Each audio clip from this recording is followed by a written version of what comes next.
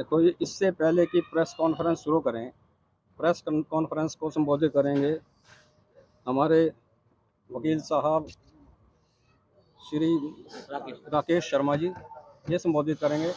इससे पहले मैं सुरेंद्र चौहान दरबार श्री कलंदर साहिब जी की तरफ से सभी पत्रकार भाइयों का यहाँ पहुँचने पर हार्दिक स्वागत करता हूँ।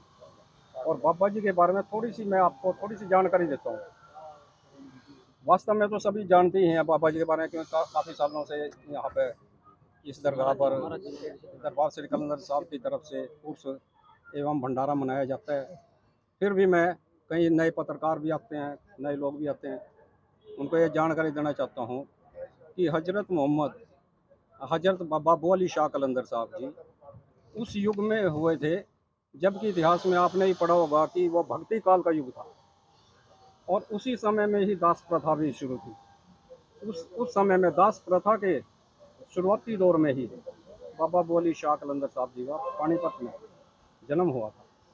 इनके पिताजी इराक के रहने वाले थे और वो काम धंधे के सिलसिले में हिंदुस्तान में आए थे और यहाँ पानीपत में आके बस गए और यहीं बाबा बो अली शाह जी का जन्म हुआ।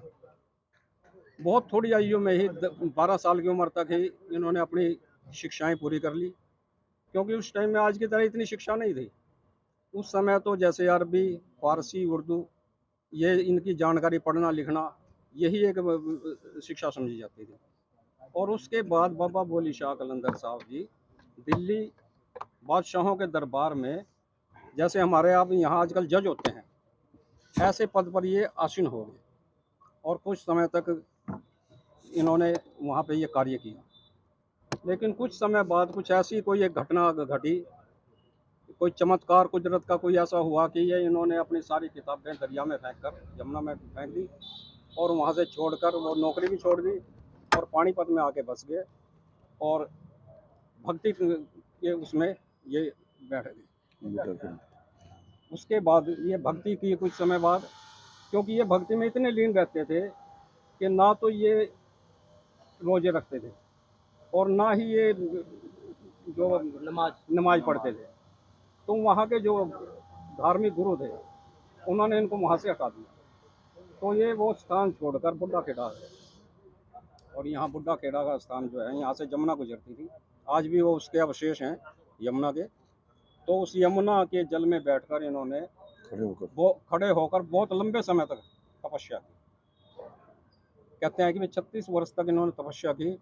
फिर इनको कुछ मतलब वो भगवान के दीदार हुए और इन्होंने फिर अली का दर्जा मांगा। कहने लगे कि वो कुदरत जो है, जो इनको दिखाई दी या महसूस हुआ, एहसास हुआ, वो कहने लगे कि कुदरत तो एक ही है, आपके अंदर अली की बू आ जाएगी। तो तभी से इनका नाम बो अली शाह कलंदर साहिब पड़ गया।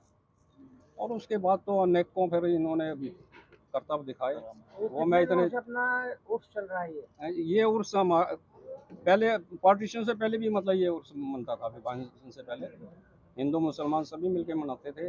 यहाँ ये कलंदर गेट जो है, यहाँ पे नवाब रहते थे, वो भी मतलब मनाते थे और हिंदू लोग भी मनाते हैं, क्योंकि हम तो हमारे पूर्वज भी यहीं के रहने वाले हैं शुरू से।